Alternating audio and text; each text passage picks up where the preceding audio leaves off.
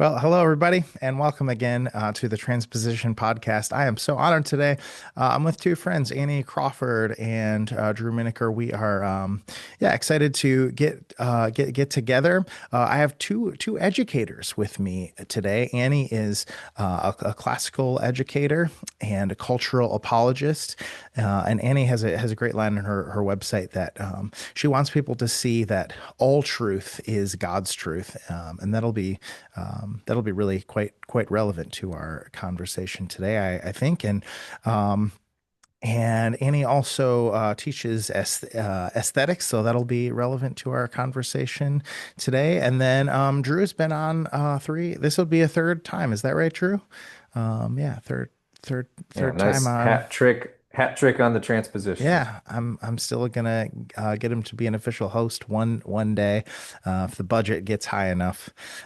We will see. But really honored to have you guys with me today. Um, so we wanted to discuss. We started this discussion way back a few weeks ago. Now things have cooled down a little bit. Things were simmering in this big argument online about the band Skillet and the song O Come Emmanuel."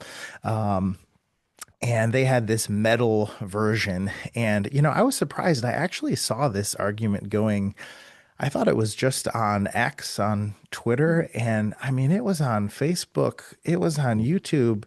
I honestly had no idea until the last couple of days how wide people were arguing about this topic of O Come Emmanuel, and this it had this hard rock metal outro.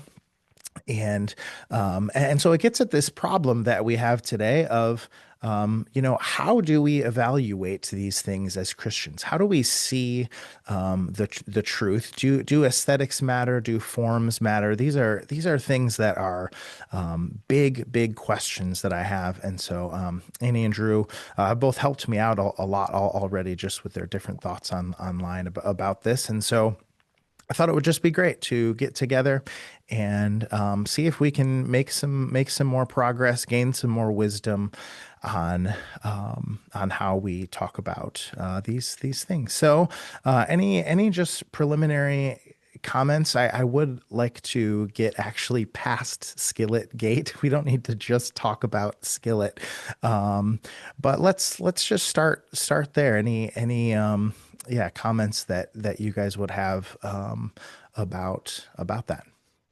Well, I can kick it off. I'm the provocateur here, I think, because I was the one making the claim that Skillet's O Come Emmanuel is not good art, right? So I'm making and proposing this claim, guys, this isn't good art. And that would be maybe the point of debate that would then enter us into, well, how do we define art and how do we define good and what are our criteria of evaluation? Um, and I'll just say, like, I come to this as an amateur musician, as you said, someone who teaches aesthetics and in cultural apologetics. Cultural apologetics is about looking at what's going on in culture and helping people understand how that relates to, Christian faith, Christian understanding of the world, which is definitely culture is going to involve a lot of embodiment, aesthetics, art, that kind of thing. So I come as someone who's studied that and speaks and teaches on that, and then is just an amateur musician. So I'm very happy to have Drew here, who is a professional musician and knows a lot more musically than I do. And last thing I'll just say is, I like actually metal, grungy music. Like for me in my life, that music played an important role in a formative period. So I'm not coming like as a hater who has no sympathy with that kind of style of music.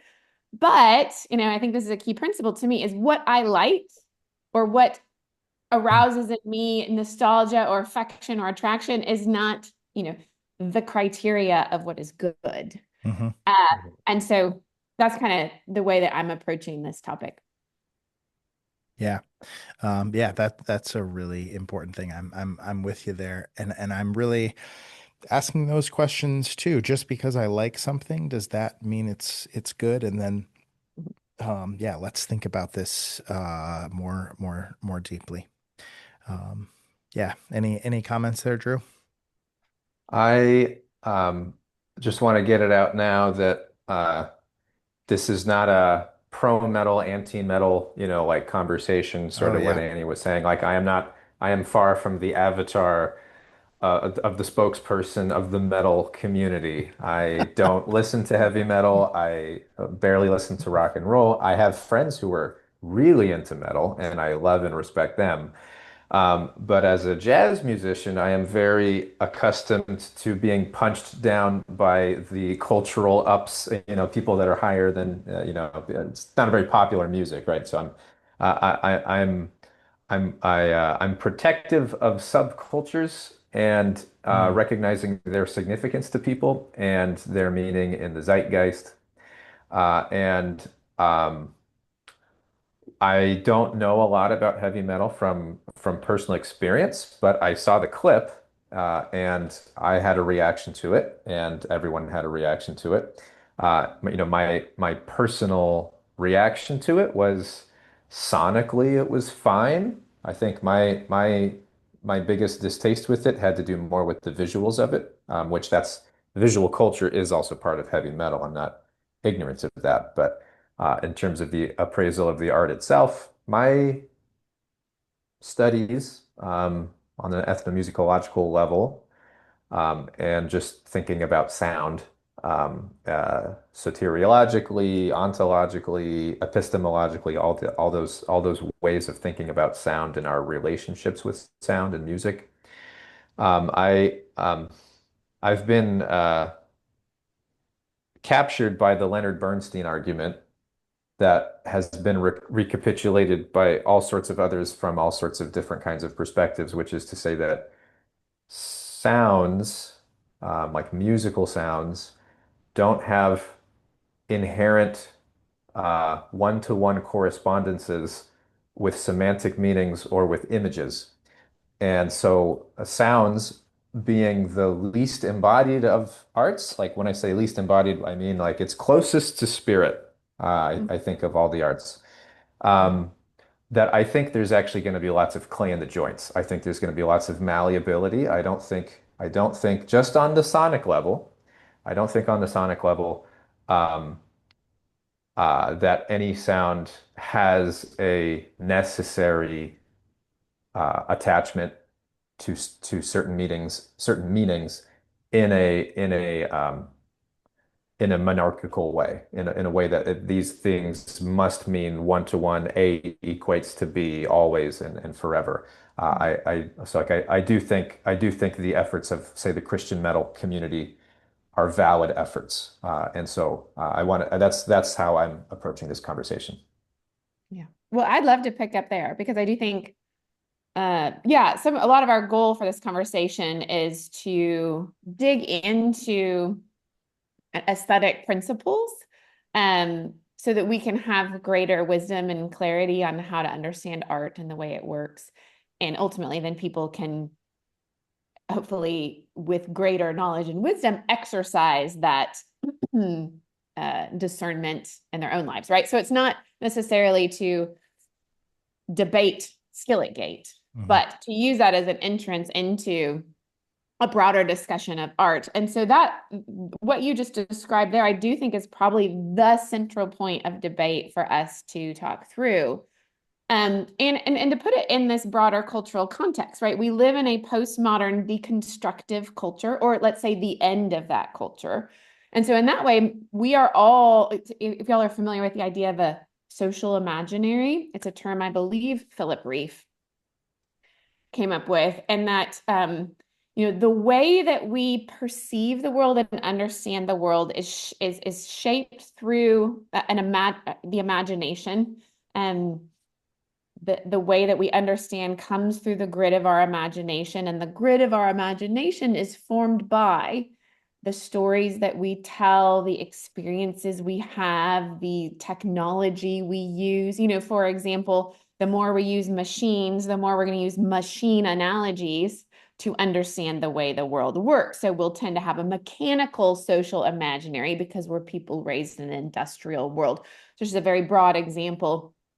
And our social imaginary has been very formed by decades of deconstructive stories, right? Where stories, the anti-hero stories, the stories where we're going to find that marginal exception and then elevate that marginal exception as something that deconstructs normative principles, right? So we live in a world that has inclined us to think that way, to look for the exception as the thing that invalidates normative principles, right? And so generally, I am always kind of standing here defending normative principles, that move that says, well, just because there's some malleability doesn't mean it's a free-for-all, right? So that's where I would love to talk with you, Drew, about pushing back to say, well, yeah, I agree, there's not one-to-one correspondences. That's a very pedantic, allegorical way of understanding art that is easily debunked. Okay, but does that mean that there's no correspondences? That I can make anything mean anything? That I can make an onion mean the same thing as a rose? That I can make up mean the same thing as down? That I can make a minor chord be exactly the same, connotatively as a major chord? And that's where I'd say no, that the fact that there's not one-to-one set determinist allegorical correspondences does not mean that there isn't inherent meaning that emerges from our universal experience of the created world, and that is the palette with which the artist works, whether in the sphere of painting or the sphere of literature or the sphere of music. God created the world with primary colors. We are never going to invent a different primary color. We will never be able to make blue connote the golden sun, nor yellow connote, the blue ocean. Those are kind of a palette with which we work. Okay. So I wonder how you would respond to some of that pushback there. Sure. I don't think what Skillet did deconstructed normative principles. I I think the normative principles are still fine. They put out a video on X of a cover that their band did. People liked it, maybe it generated lots of conversation. They're not trying to replace church choirs or liturgy. I think their space is more in the market than it is in church, for example. And I think in terms of the threat level, I think trying to properly assess the level of threat that Skilletgate or what have you offers, I think I would be interested in sort of calibrating that detail just a little bit. Who is their audience? Like who is it? Who is the message intended for, right? There's the medium, the message, and we all saw it, right?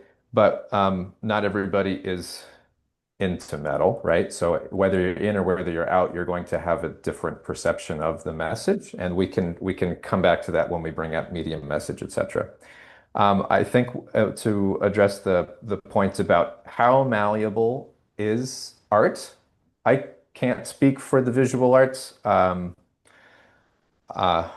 I go to art galleries, I see paintings or sculptures, and I see forms that I also see out in the world. I see landscapes and things from nature. I see portraits and people, figures, animals, nights.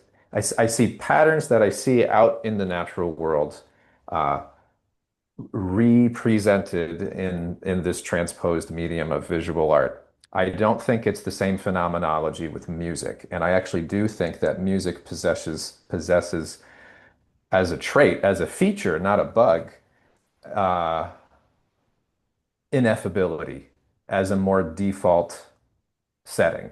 Uh, so you were like the minor chord to the major chord. We're going to experience those two things differently, but like the amount of stretch that those sounds have in terms of how we process them semiotically, how we process them from memory and in context of a piece and context of its tempo will be different. You mentioned palette. Um, it, like, how do I say this?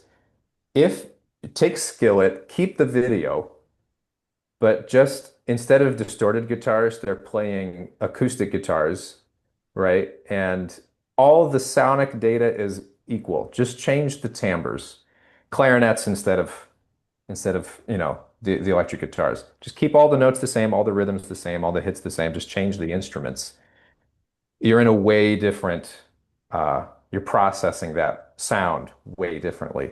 And so I think so much of what we're talking about when it comes to the transgression element has kind of mostly to do with timbre and maybe dynamics, but it doesn't really have much to do with pitch or rhythm because a lot of that stuff, like Bach could do the exact same stuff on a harpsichord, and we probably wouldn't have a lot of problems with it, right? So there's the visual culture that's still sort of hanging there as it relates to the sound. But anyway, so those are just some observations I have about sound and the phenomenology of it, and why I think I do think that there is like I do think that there's something inherently special about musical sound that allows for a greater how do I it was just ineffable. It's that these sounds, it's like yes, we can feel an emotion, but like pinpointing what that emotion means is extremely hard when we're talking about musical sounds.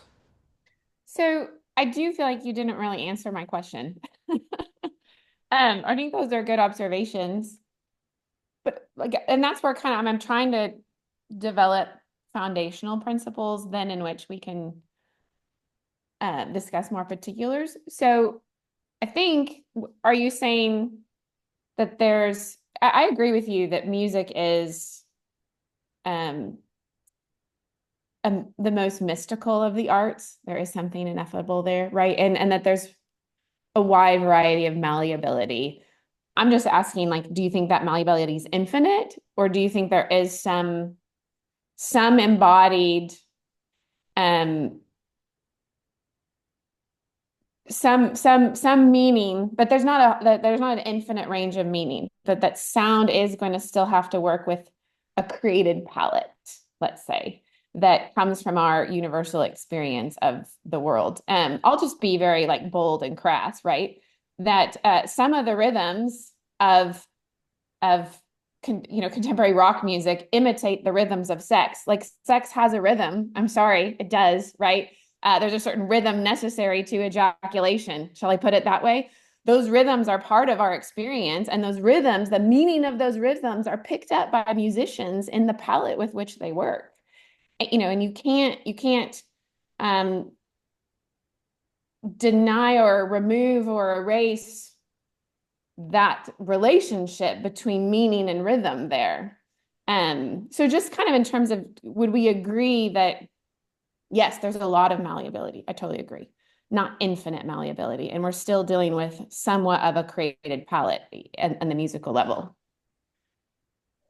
I don't disagree with anything you said. I definitely think it has to, I mean, on some level, it means things to us, right? And pinning the tail on a donkey, here's how music makes meaning to us is very hard to do. But rhythm is probably the most uh, primordial of the ones that like speaks to us easily, the easiest. Uh, Reading the Daniel Levitin book, This Is Your Brain on Music, um, the cerebellum, like the so-called lizard brain, the something to do with memory and emotion and rhythm. That's in that whole same part of the brainstem. It's like it's really close together, and so we have primordial associations with rhythm, with breathing and heartbeats and walking and sex, as you mentioned, and all of the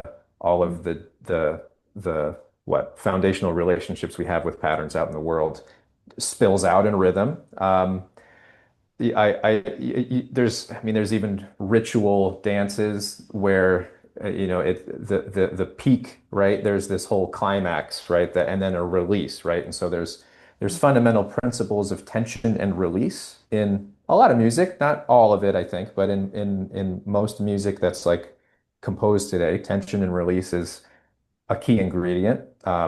Unity and variety, that's in all the arts. These are sort of core features of music and all the arts.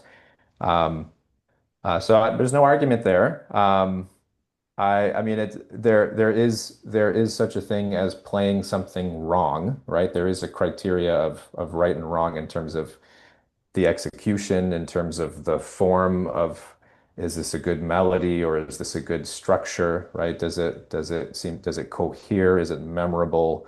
So there are things that, yeah, of course, there are things that things have to map, right? Things have to track.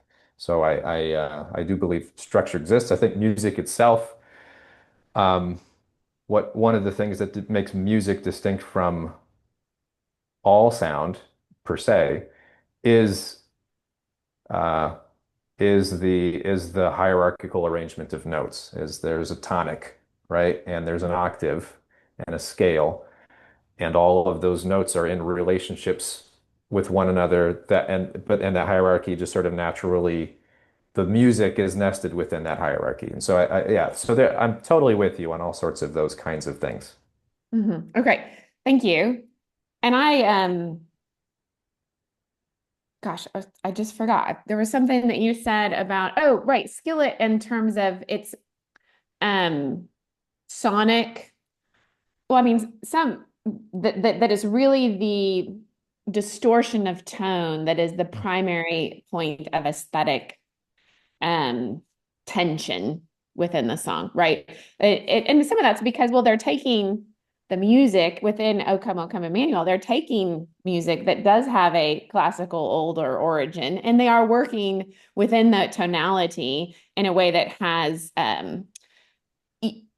resonance, right? Appealing resonance, harmonious resonance, and that it is primarily the visual aesthetic, the cultural context, and then the tonal distortion that are points of tension. So completely agree with you on that point. Could I one thing I actually just 15 minutes before this listened to the song for the first time. Um, so one of the things that could bridge this a little bit is and this is just common in metal, but is the sound of a scream, which is something more Mhm. like I think that universal you're talking about our our experience of a scream is and the meaning of hearing a scream is just much closer to that more universal experience, much Mhm. more cross culture. We experience that as something is so deeply wrong and scary and terrifying and all those and all those things. And and to bridge that a little bit with timbre, Drew, there's a when I scream, that is such a timbre yeah, I don't know, thing. I don't know how it all works, but and it does almost seem like in metal there's a that what we're calling distortion and timbre is um is much more close to that. Like the distorted guitars does, I don't know if it's mimicking screaming exactly. And I don't know that that's a one to one, but we still have these experiences that I like. This would be, I Mhm. actually do not like to use the word gaslit, but I sometimes feel a little bit gaslit when someone is describing something that comes across as like genuinely terrifying. Okay, actually, let me just paint this one example. I have this story in my mind. I played a show with with my band. This is a long time ago, and we played at 7 p.m. There's a band that came on at 10 p.m. Ours was like an indie rock show. 10 p.m. was a metal show. My parents are helping me to unload our gear. Metal band is coming in. They're bringing in mannequins covered in blood to put on the stage. You know, it's like, and I think I'm 18 or something like that. And here my sweet mom is helping me carry my amp. And it's like this visceral, intense experience. Like, is this my music? Am I, and and I Mm. would come up with these excuses like, I mean, you could go as far as like, well, they're made in the image of God. Um, these these um these ways to kind of make it seem okay, and that is something I'm really wrestling with, where it's like that, yeah, I hear that scream and I feel a little bit like there can be an over justification Mm. of um of this of what is a timbre, but then it's also more like the reason I bring up the bloody mannequins is because and while we're going back and forth between the visual and the sonic is because they they are connected. And it, when we isolate them, it seems like we're creating some extra problems for ourselves. Maybe I'd be really curious what you guys think about that in particular. Like, if these things were more, if we could acknowledge that there's a lot of connection between the sonic and the bloody mannequins, you know, can that solve a lot of problems for us? Does that make sense? Yeah, I just want to, I'm thinking of my friend Burn Power, who has a great line, which is that recorded music is not definitionally music. He thinks what you're listening to is a production. You're listening to a recording. You're not listening to music. Music is in person and relational. And that consequently means that you're dealing with bodies and a visual sphere and space and time and things like that. Mm. Hmm. Yeah, Drew, you bring up for me, or sorry, Brantley, um, again, this broader cultural issue where we live in a moment where we've just been pushed to the edges to death, right? And I just kind of want to say, stop it. Like Yeah, we that's actually what need it to feels like. value, we need to value the center. We need to value norms, because norms are where we find flourishing and cohesion and bring ourselves into harmony with the created order of the world. Okay, so I know that, like you're saying, gaslit in that sense of like always coming up with excuses and justifying, pushing the boundaries, pushing the boundaries, pushing the boundaries, pushing the boundaries. Okay. And there is a time and place for that. This is again why I think all of us find the work of Jonathan Pageau so profoundly helpful and timely, because he has created this way of articulating, there's a place for gargoyles on the margin. Yes, but they don't belong in the center. And we have lived in a culture which for 150 years has been trying to invert things, to put gargoyles on the center and to justify bloody mannequins on the stage, and it's kind of we're at a point of like enough, right? And so that's a little bit, again, the broader context, which what I'm saying is like, the Skillet song, fine, whatever. I'm just trying to encourage Christians to ask for more, to ask, to kind of stop.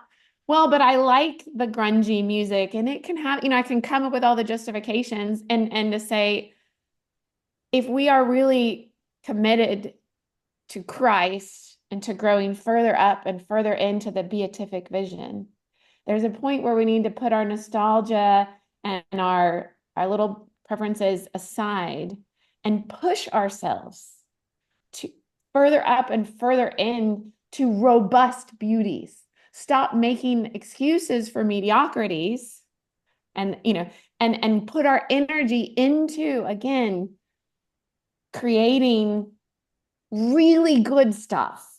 Really good stuff. And so that's like again just kind of my heart in this broader context. Um and I think what you're saying about the connection of the visual and the sonic is actually really profound, Brantley, and I hadn't thought of it before. But because we're integrated holistic being. And so what Drew's saying about music being more ineffable, more mystical, and yet we're still um, embodied creatures who seek understanding. And right, what's a key metaphor for understanding? Oh, I see. Oh, I see. I Hmm. get it. I see. Right. And Christ is the light of the world, and his being and his goodness and his truth illuminates the world so I can see it. Visual metaphors are the primary way in which we understand what it is to know. And so, but music works on this um, emotive, mystical level, rousing longings, rousing desires, rousing kind of a sense of the ineffable, which we then want to be able to understand and see. And so I do think that's why there's this powerful connection between, every band has their visual aesthetic. What a big deal it is to come up with album covers. Hmm. Musicians are so self-conscious about what we wear, how we present ourselves, the dynamic. And I think there's a really profound connection there between how music rouses those desires, but to be human is to want to understand and to see what it is, the longings that are being evoked through the music. What do you guys think of that way of understanding the connection?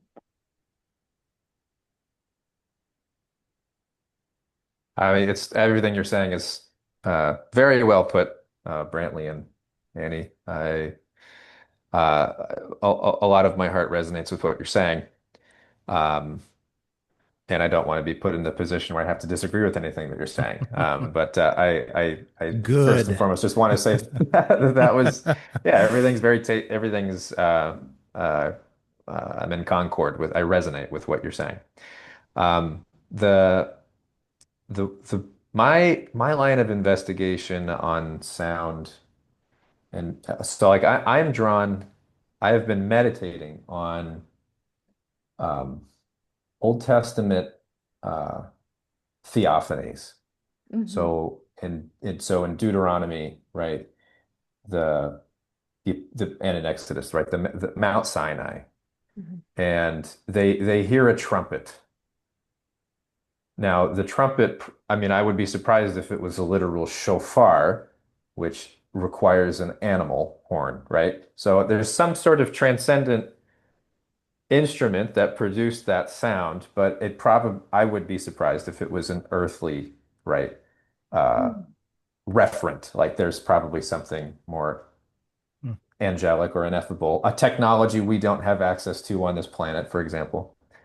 Um, I think about when God speaks, it sounds like thunder. I think about when the Father says to Jesus, "This is my son who I love. Listen to him." And they say that sounded like thunder.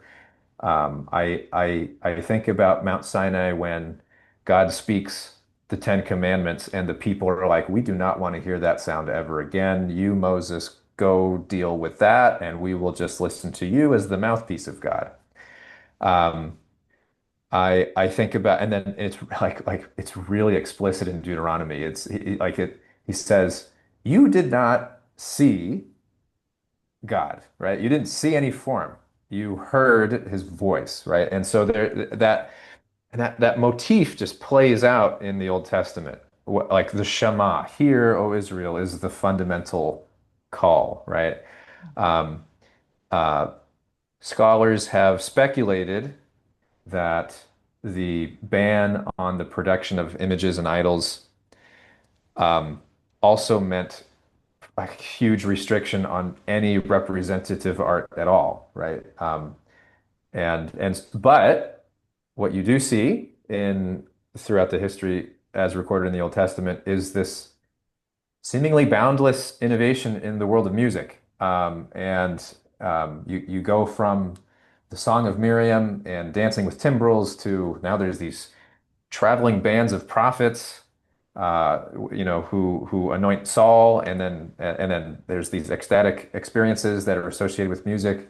And then you get to the temple choir, and David, for some reason, just has the authority to just totally add in this whole new ecclesiastical order, even though he's a king, and installs and there's this association between music and prophecy, and image and sight, things that you look at are. are heavily prescribed and proscribed. Um, anyway, so these are just some thoughts that I've been having on that connection, right, between sound and image, and yes, things do change with the incarnation. I Mhm. believe that wholeheartedly. We now have an image that we can behold, and that changes things. And all uh, all hierarchies in the natural order, all beauties point that way. That's where that is Christ is the head. Um, and so those are just some thoughts on that topic. I don't have any coherent way of pulling it together, but Well, Mhm. just now that we're more into the realm of scripture, there's a problem. I wanted to maybe ask, um, how could we make sure in this conversation we have a very specifically Christian approach? And I know you guys have you bring so much knowledge of the Greeks between the two of you, which is great to bring that all in. But this can really bring up a lot of maybe more problems than answers here. But one of the words that gets used a lot is and has been used a lot in hip hop in metal Christian cultures is the concept of redemption. So can something that was meant for evil be turned to good? And that does seem like this desire in Christian music. Okay, could I take this thing and then turn it for good? Skillet is think of the people they're reaching. Mhm. These are all very real things, and to really put some meat on the bone. I mean, even my bloody example, altars are places of blood. Like our most beautiful image and place is a cross.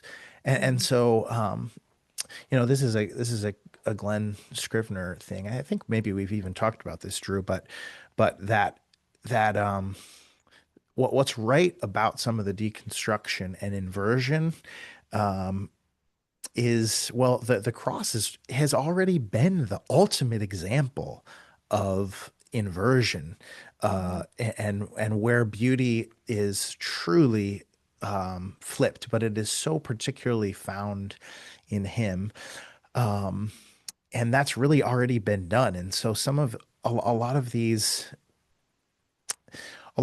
things have a movement. I would almost like to say Mhm. when you know when there's a 20-year-old who's making Christian metal, there's part of me that wants to say, by the time you're 22, stop. That there's a movement out rather than just continuing to do that until you're late in life trying to be a rock star. But yeah, that specifically that word redemption, I'd love to hear what you guys think about how can we encourage people towards a better understanding of redemption, and how could those could those sounds be redeemed, and how? Mhm. Mhm. I think that's a great question. And I think your language of movement is really important, right? We live within a story.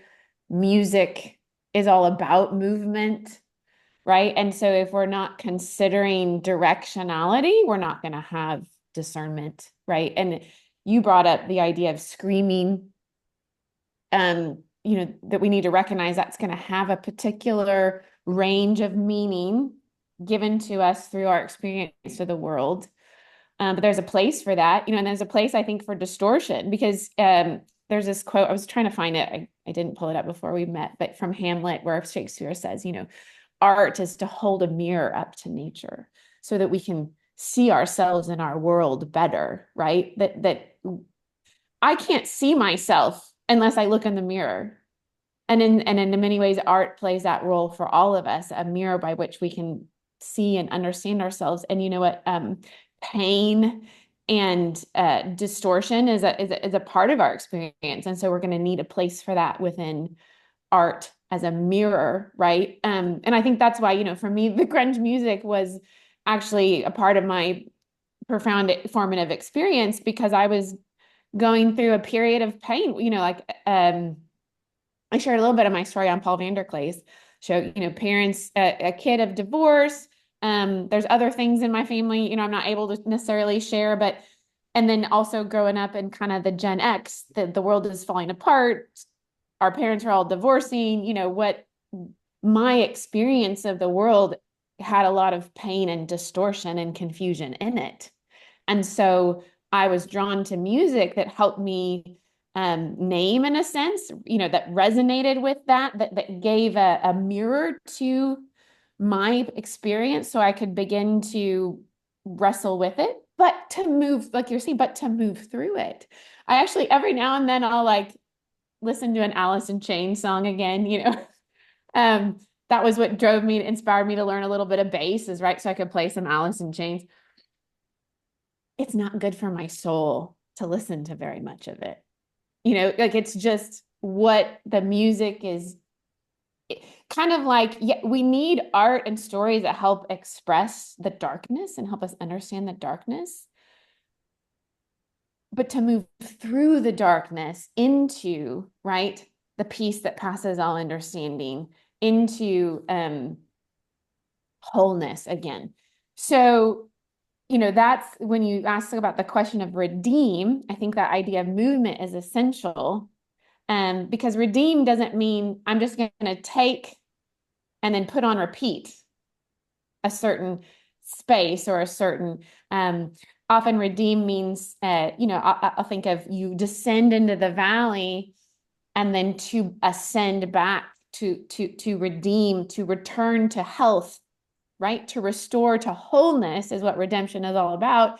And so there's going to have to be a kind of movement out of the expression of brokenness if the point of redemption is to get into wholeness and health again. That it's complicated because we're all at different phases, we're all at different places in that redemption process, right?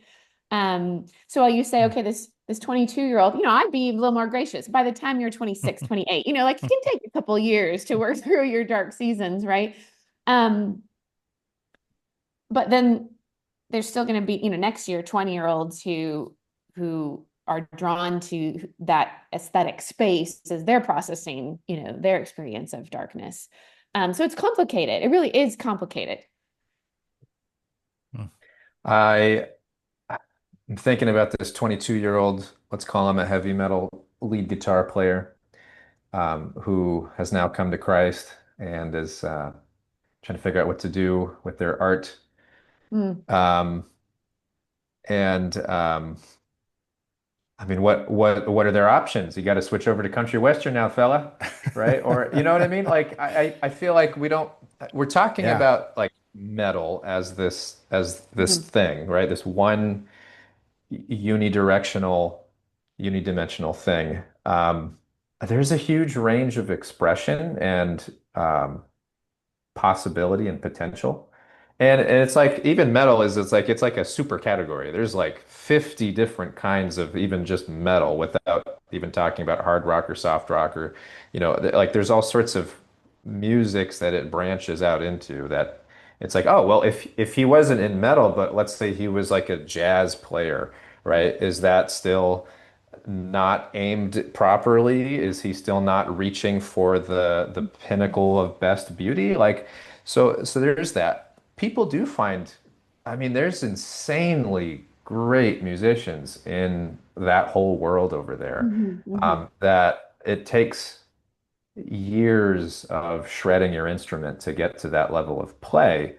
Um, that there is timbre aside, screaming aside, uh, skill and craft at work, Mhm. song forming, just the technique and all that stuff that there is a and so let's say that 22-year-old lead guitar player comes to Christ and then he goes to church and then he hears the band play and he asks himself, well, where's the space? Where is my space, right? And there's that gets into the whole conversation about like church music in general, and that could get us into all sorts of trouble. But um, yeah, so I'm more on the side of on the redemption question. So there's a field called ethnodoxology that specializes in the praise of God globally around the world in all sorts of different world cultures.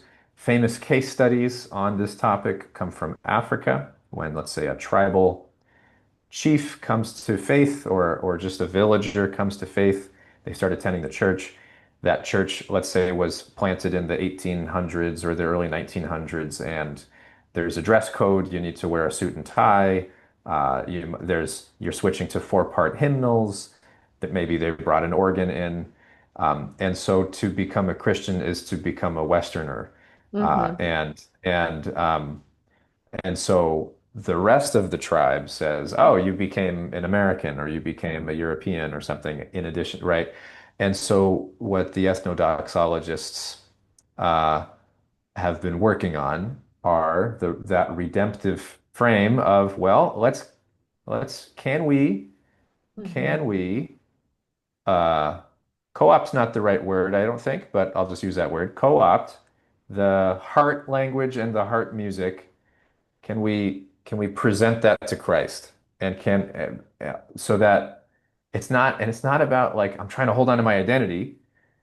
I mean, they're switching over to someone else's identity, right? They're switching over to this other Western uh, exportation, right? This thing that was expropriated from someone's national soil and is now in an African soil, right? So there's already some cultural movement happening.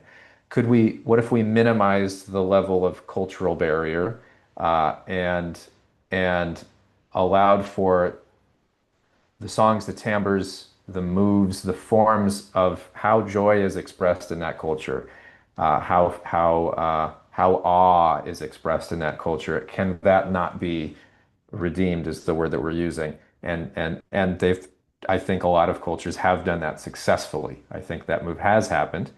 Um, yeah, there's definitely blurred lines, because like a shaman might hear the same drum pattern played at church and say, "Oh, they're summoning the spirits in church," Mm. and they might say, "Well, we're summoning the Holy Spirit," or they try to change the meaning and the association of what those words mean. But I don't think specific, like getting back. I don't want to be framed as the deconstructed guy here, but I don't think specific drum patterns equals that demon, right? I think sounds, right?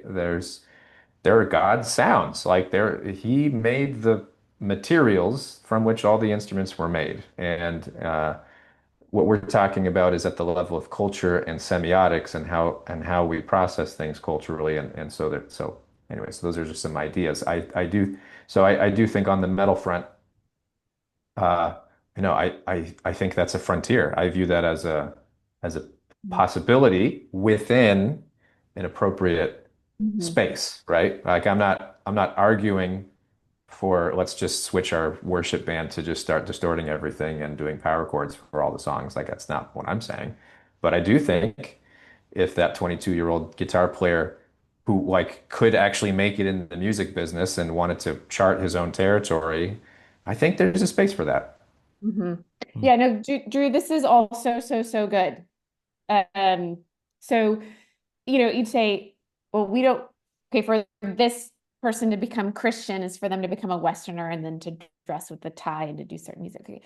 To remember, Western culture is itself the redemption of Greco-Roman pagan culture, right? And so if that if that can happen for, let's say, the West, and then Germanic culture, and then Anglo-Saxon, of course that's should be the healthy, proper process for the gospel coming to other peoples, right? And this, I'll just explain it from my like apologetic perspective. God made general revelation to precede special revelation. And that's on, that's on purpose. And so all people throughout all the world, as they experience creation in their particular contexts, shaped by their particular geography, climatology, biology, that's going to form cultures that and what they're perceiving in the world and then giving voice to through their art, is going to have a lot of truth in it, because all truth is God's truth. All creation is God's creation. And so that's why I love C.S. Lewis, where he says we ought to find truths in the pagan stories that we can say that, Christ comes not to destroy, but to fulfill the longings and perceptions, the good longings and perceptions of all people, right? And so I definitely think, in terms of what you're saying, then on the aesthetic, on the musical level, right? This particular Chinese people or African people, or they've developed a particular culture, and that culture is rooted out of their experience of creation, which belongs to God, which we should expect Christ to be able to come and fulfill, and there to be the development of unique modes of worship expression through those particular cultural forms, right? I'm an Anglican, and so Anglicans, we have strong connections with African churches. There's a lot of Anglican African churches, and we've done like Kenyan liturgies that bring in, particular forms that have come out of that I love. Like I love. There's really in a lot of those traditions a particular embodied expression of joy that I find very edifying and good for my soul as a, Pacific Northwestern melancholy Enneagram 4. So I think that's really good. And then I think the tricky thing is, and then I'll introduce my, this idea of the death work, which comes from Philip Reith. Okay, we might think of what we think of as primary cultures. These were these old traditional cultures that are forming out of those particular experiences of creation to create a kind of culture that coheres and functions. And then they'll have norms within those, right? And then the gospel comes, and I'm a big fan of eternity in their hearts and of peace child and of the idea that God really has left his witness in each culture. There are particular longings and stories and questions present in each primary culture that Christ comes to answer, right? Right now I'm teaching the Oresteia. So in pagan Greek culture, you really see them wrestling with, how do these cycles of blood guilt get answered? There's no answer. Again and again, Aeschylus and even Homer and the end of the Odyssey, they're like, we can't find an answer for how to stop blood vengeance and blood guilt, right? And then into that context comes Christ. I will be the offering that ends the cycles of revenge, right? So, and then you see in like Peace Child, this particular story about the child that would, so Christ comes and answers these questions in these primary cultures. Okay, but what we have with metal and grunge, and this is where it gets complicated, is that these secondary cultures within our particular postmodern context are made in a mode of rebellion against the norm.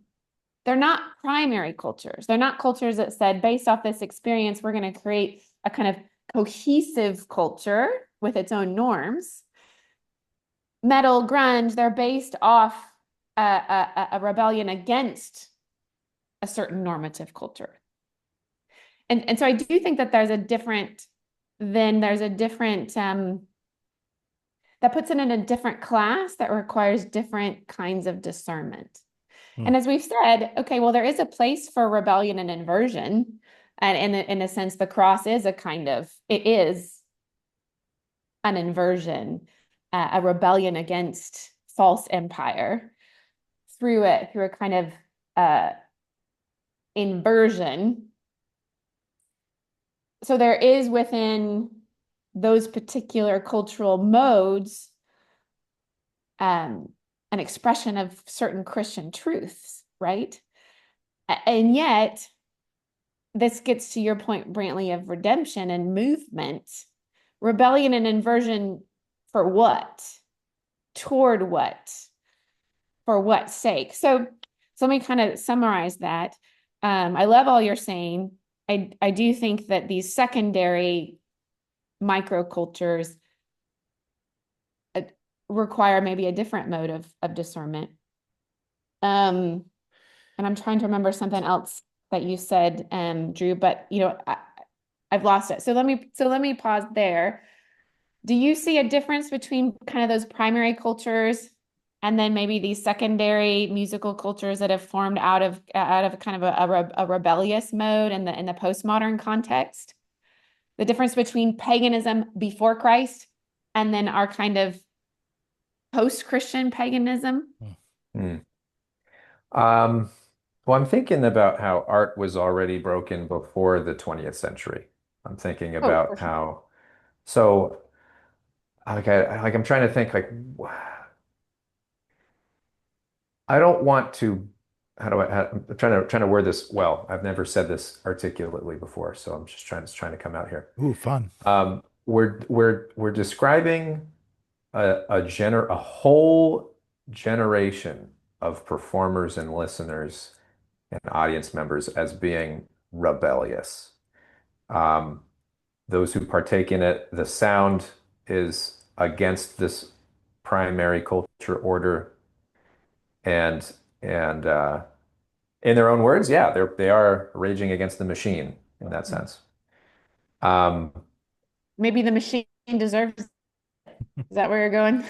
well, I mean, your Mm. tripartite conversation was against the machine, right? I mean, that was you have your own machine that you are addressing, critiquing. But Yep, yep. no, I think where I'm going is if culture was disenchanted, uh, what's the Max Mhm. Weber? Um, you're going to produce a cast of people that are going to be nihilistic and are going to have no Mm. um, direction. Whose fault is it? Uh, is that like the music didn't emerge from a vacuum, right? And the people who make up the music, they're trying to piece reality together in their own way. Um, Some of them, sure. I mean, we have like this stereotypified view of the goth who is like the black sheep of the family, and they just, they've rejected their family, and they just, and things like that. But I mean, there's a lot more clay in the joints than that narrative. In terms of the people who make up, right, the heavy metal community. Um, there's lots of depth to those people. I'm speaking just of personal experiences, just people I know who were in bands. They described their music as doom metal, and I've seen some of their performances, and I don't personally like it, but I also know them on a deeper level too, and just how three-dimensional people they are. I so Mhm. right so what I'm trying to get to here um is it the rebellion? Is it the subculture that revolted? Or is the subculture itself a manifestation of something that had already been lost decades even prior to? And it's the natural coalescence of people who are in the fallout of this rug that was pulled out from underneath them. And so anyway, so that's a thought I wanted to put out I, there. I Mm. can, I might Mhm. even make this more complicated, which might just be what I'm doing today. But, um, another word that comes to mind here is the concept of a fundamentalist. It's like that's someone that we don't want to be here. It seems I find myself much more regularly like playing that role in conversations, feeling like a fundamentalist, trying to, which in some sense, there's a very clear positive, trying to get back to the fundamentals, at least acknowledge them.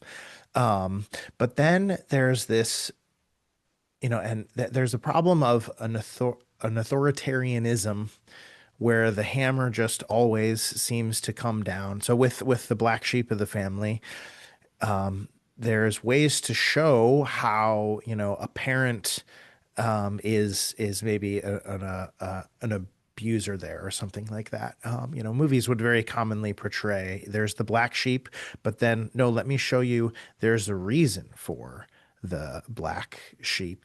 Um, Mhm. and this is something that really comes up for me regularly in my as a millennial, where I have I have kind of forgotten dealing with fundamentalists. Like everyone is so chill now.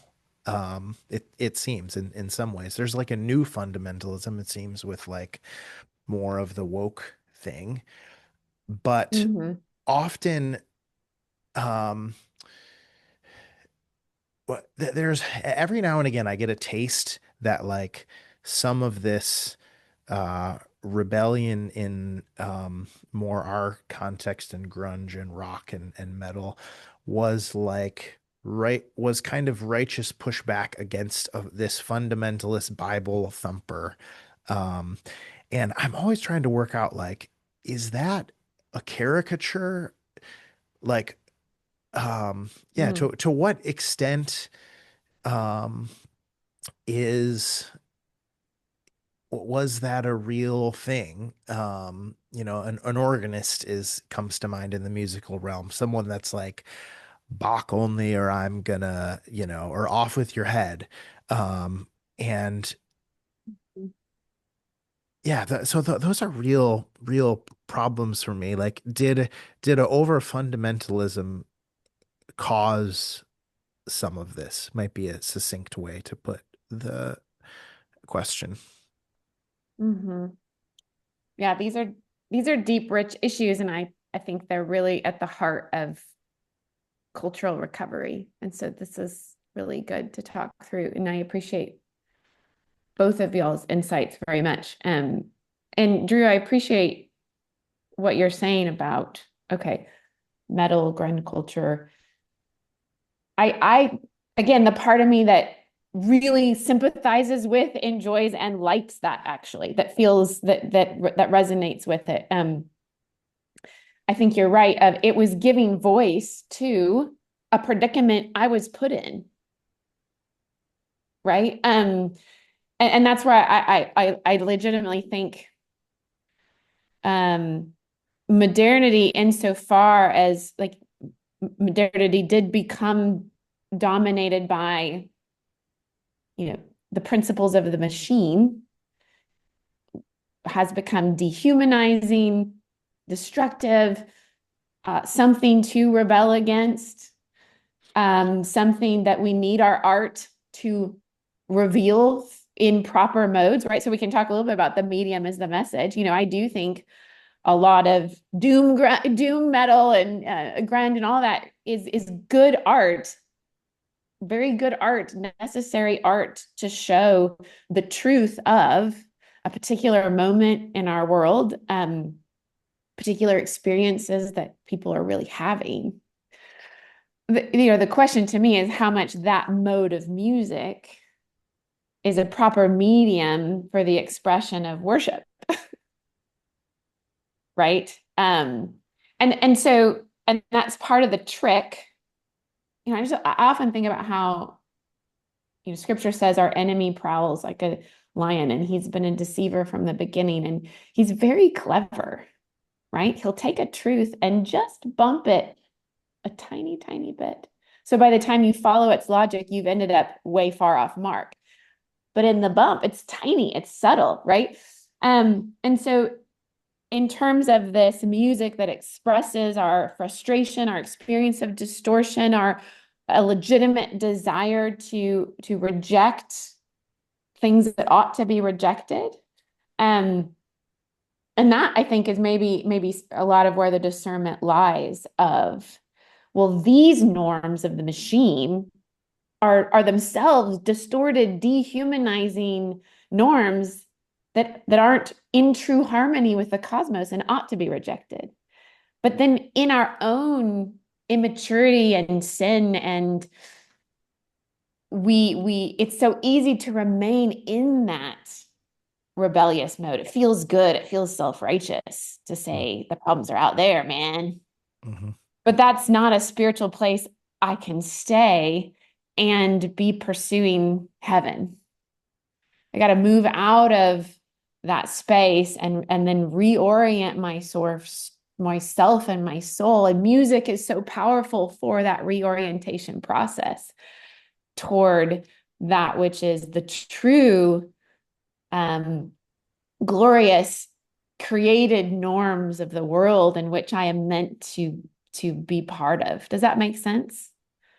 And so to me, the question is, here's this genre of music, let's say a secondary genre of music that emerged out of a very legitimate experience of a very broken point in our culture. Hmm. Um, We maybe hopefully Drew will come back. we maybe just lost him, but hopefully Yeah, hopefully he'll come he'll come back. back. How does that genre, that secondary genre of music with its the meaning of its particular mediums, what role does it play in the life of the church? Hmm. And that's some of what you were bringing up, Brantley, in terms of like, okay, a metal guitarist becomes a Christian. Mhm. And like, and I think Drew made a really important point. Again, I hope he comes back. Well, it takes a decade to actually get good at that. Yeah.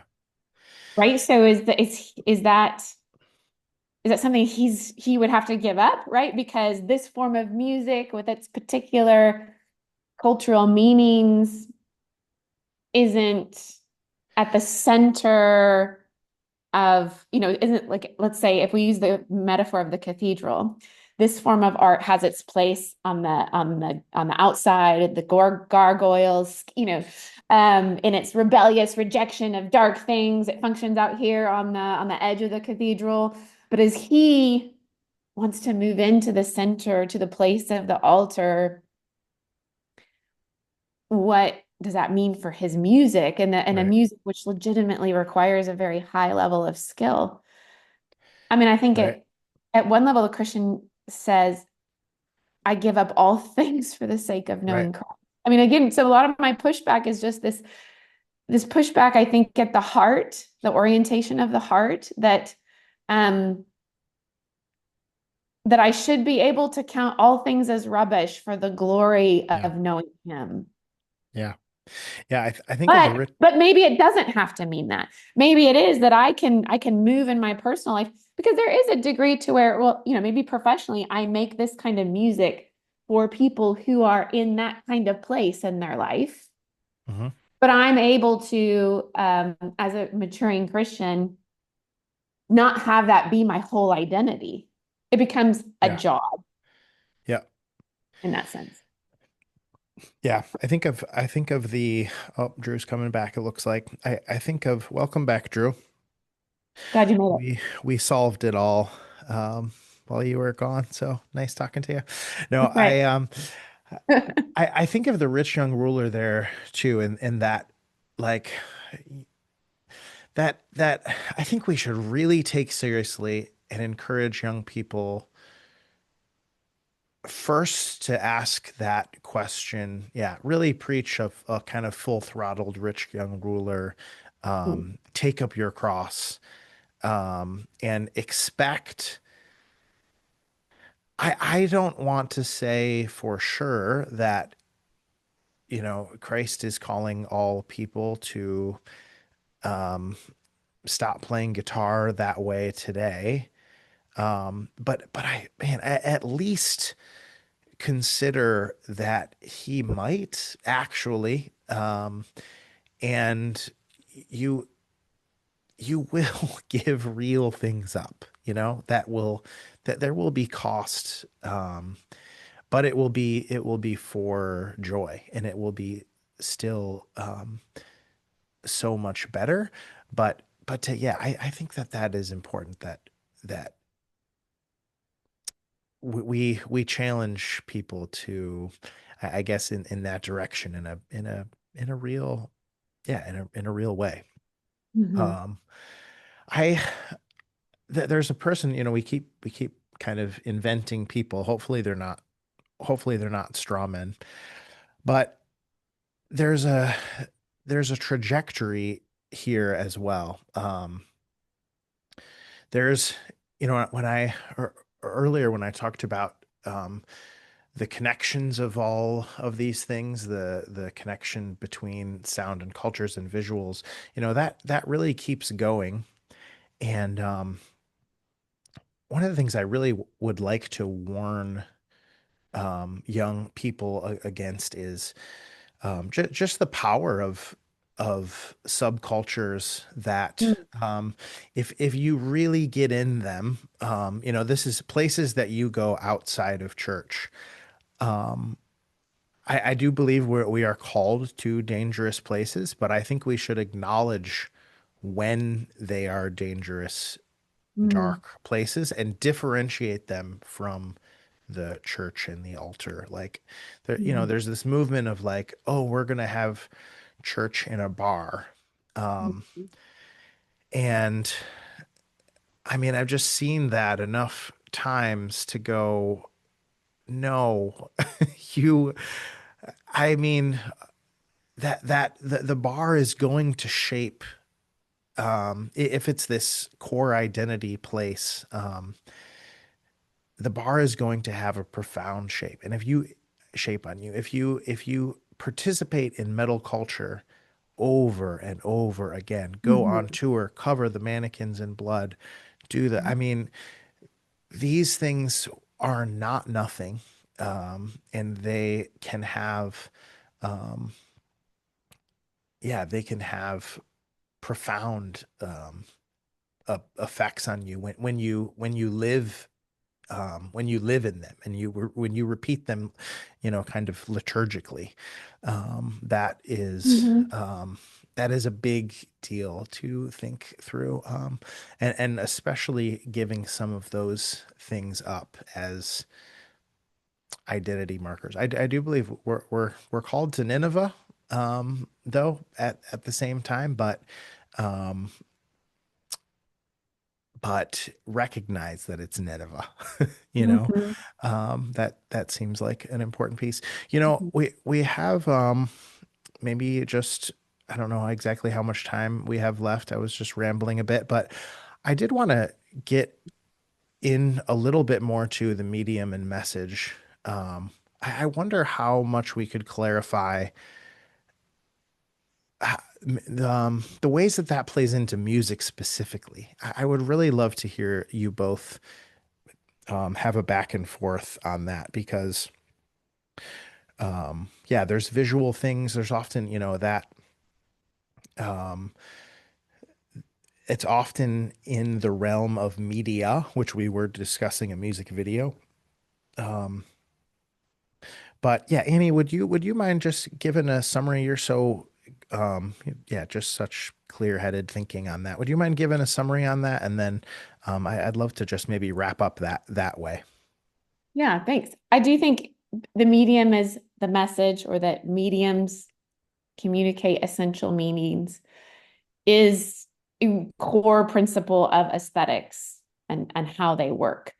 Um, it's the principle on which art actually works, is that different mediums, sounds, colors, um, contain meanings, and the fact that they contain meanings is how we can use them to communicate with one another.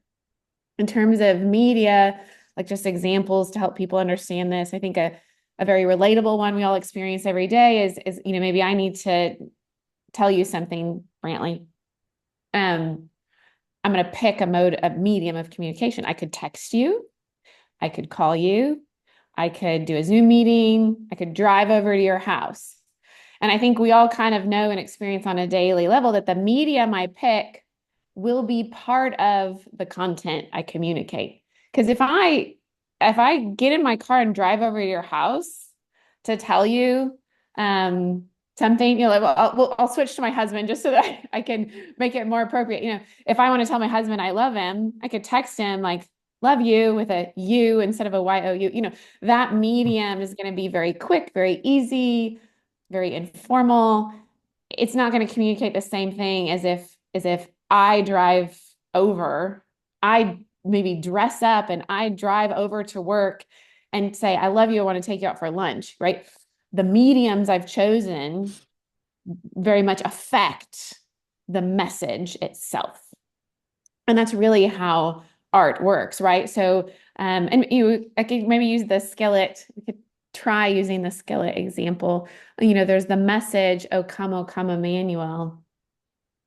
The medium of instrumentation that I use is gonna shape the meaning the song has. So let's say, O come, Emmanuel. I'm just gonna do it in a I want to sing that song. I want to embody the meaning of those words in a cathedral with 8-part vocal harmony a cappella versus, let's say, the way that Skillet communicated it. And that meaning that the mediums chosen, the a cappella and the cathedral versus, let's say, the Skillet music video with the particular instruments and visuals they used, changes the meaning of the song. One, if I'm in a cathedral with an instrumental, these are mediums that are old, and those mediums are going to communicate a kind of more ancient longing. Okay. The mediums that Skillet's using, those mediums are going to communicate a little bit more of an angst, a cultural angst, a cultural feeling of chaos. Like, again, the visual is a large part of, I think, people's response to it. It really emphasized the distortion, chaotic, confused, feeling of the song. Okay, so that's this idea that the medium is a huge part of the message, and mediums have meaning and they shape the meaning of the message. Marshall McLuhan, the medium is the message. It's a little bit of hyperbole, but he's making, to say that the medium itself is the total message. But I think he's using that hyperbole because, honestly, if it is the message of the medium that sticks with us on a kind of visceral, gut, intuitive level that is more I think more effective on the soul and deeper lasting, if that makes sense. So that's kind of this overview of Yeah. that Well, principle. that was great. Yeah, that was great to hear from you. That helps me. I am kind of glad to hear someone say that it's hyperbole because that is almost part of what can sometimes throw me with it. But because I am so fully in on that it affects the message, but then I'm always like, but I think that's why it's so powerful because it really throws you into taking it very, very seriously. But yeah, And I Drew, think to justify the hyperbole real briefly, I yeah. mean, this is how we pick up on hypocrisy. I have this slide that I show my students where it's a preacher who's saying, be humble. The Lord called us to be humble. Well, the preacher is in a white suit. He's got a big microphone. His posture is like this. He's elevated on a podium. All the mediums he's using to give his sermon about being humble, what is the message you actually believe? The words he's saying, or everything, his body, his posture, his clothing, his context is, you believe the mediums. They are more powerful, right? Which is why we pick up on hypocrisy and the whole like parenting axiom, do as I say, not as I do. And everyone's like, yeah, your kids are going to copy what you do, not what you say, right? And so that hyperbole it's there, but I think it is a justified hyperbole that has a lot of truth in it. Mhm. Yeah, Drew, I'm curious your interactions with uh that phrase. Um, I mean, there's a lot I agree with. I agree with the basic idea for sure. My last ingredient is the insider outsider processing of the message. So Clifford Geertz is an anthropologist, and he has a famous example of the wink, where um, you're sitting at a table. There's people sitting at a table, and someone winks at someone else. But in the description of the wink, you could say that so and so had a contortion in one of their eyelids, right? Or you could describe that as a wink, right? Or there's all sorts of different ways to describe what happened with the wink. And his whole point of using that analogy is there's a the terms he uses are emic and etic, right? So like phonemic and phonetic, right? So phonetic, something that's phonetic is like the objective description of reality of what happened. I don't want to use the word reality, but the objective description of what happened, like so, okay, in the context of a wink, it would be the left eyelid contracted at such and such speed and such context, right? But then the wink, if I say that that was a wink, now I know that there's an intention there and that there's some signal that's happening.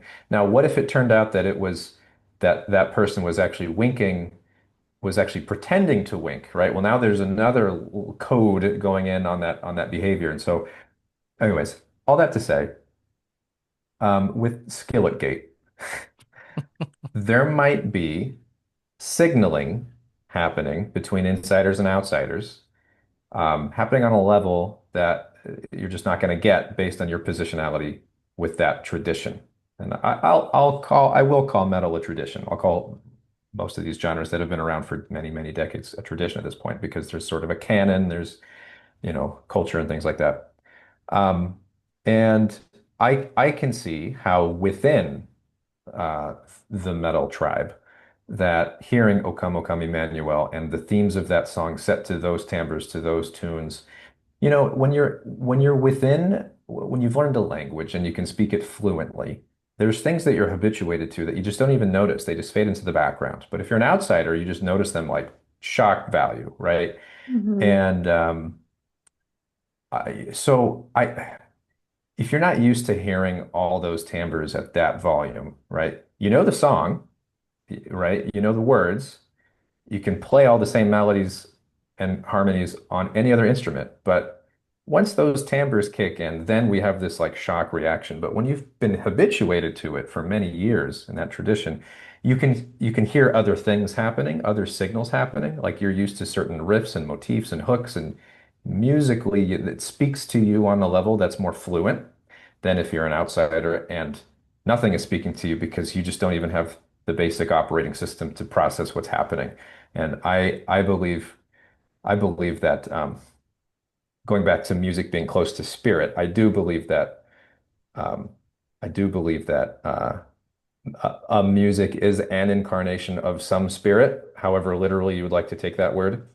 Um, and I think if you if you dislike a genre of music, I think that that is a spiritual rejection. I think that there's just something in the spirit that you disagree with, right? And so, but there is a level of language and communication happening too, and being enculturated into a music. And it's like in jazz, it's like you start off with more easy listening kinds of music, and then you hear bebop for the first time. You're like, what is happening here? But then you start taking time learning it, and you say, oh, that does make sense, and I understand why this happens here.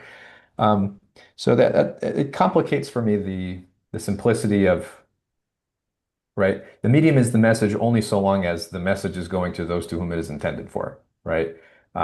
If Annie's husband Hmm.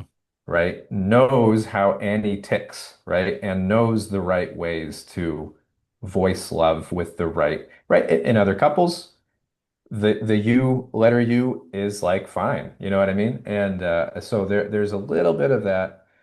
I don't want to call it subjectivity, but I'll use that word now. So Yeah. Yeah. And I think that goes back to our first principle where we're like, there is range and nuance and cultural contextualization for sure. Um, I just so often in our particular culture, that truth is used to deny fundamental principles. And which is why I just want to start. Well, the fundamental principles are there. But as Lewis says, I think he gets this from I thought it was Athanasius, but then I heard someone say Thomas à Kempis. So now I got to go look it up. But that the highest doesn't stand without the lowest, right? So those fundamental principles of the medium as the message then get developed with nuance and subtlety within particular communities of discourse, for sure, for sure. Which is why C.S. Lewis says, he declines making any literary critical comments about detective fiction because he doesn't like it. He's not conversant in that genre. And he thinks that then he shouldn't give critical evaluation of a genre he doesn't really understand, speak, or like.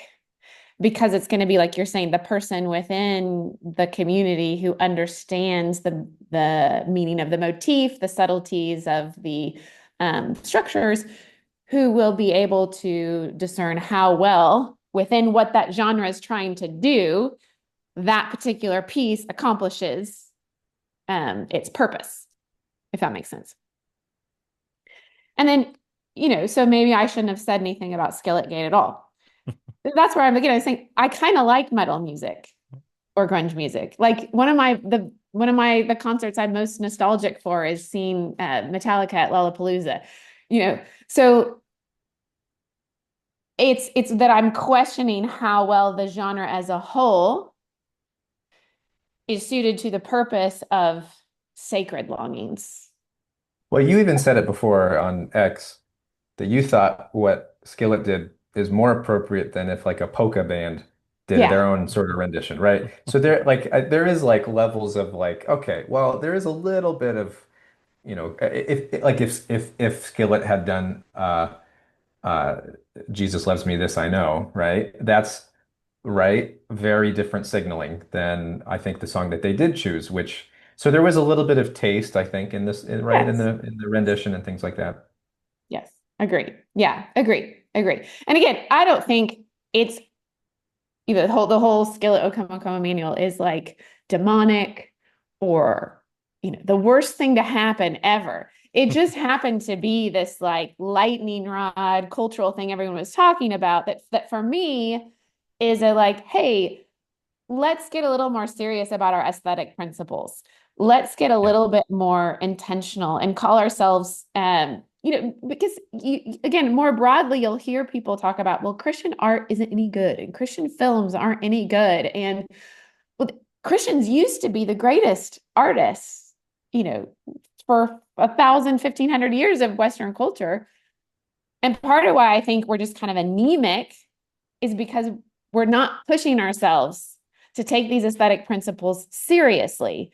We're so quick to kind of like blatantly to make excuses for the bloody dolls on stage or to just say, well, I liked it, you know. I went through a grunge stage and I like grunge music, and so I'm just going to defend it as like it, there's Christian liberty, that okay, there's truth to all of that. But if we want to make great art again that really speaks to the human spirit and that transforms the lives of people and opens them up to, the glory of the gospel, like we got to take this stuff a little bit more seriously. So again, I'll kind of critique myself.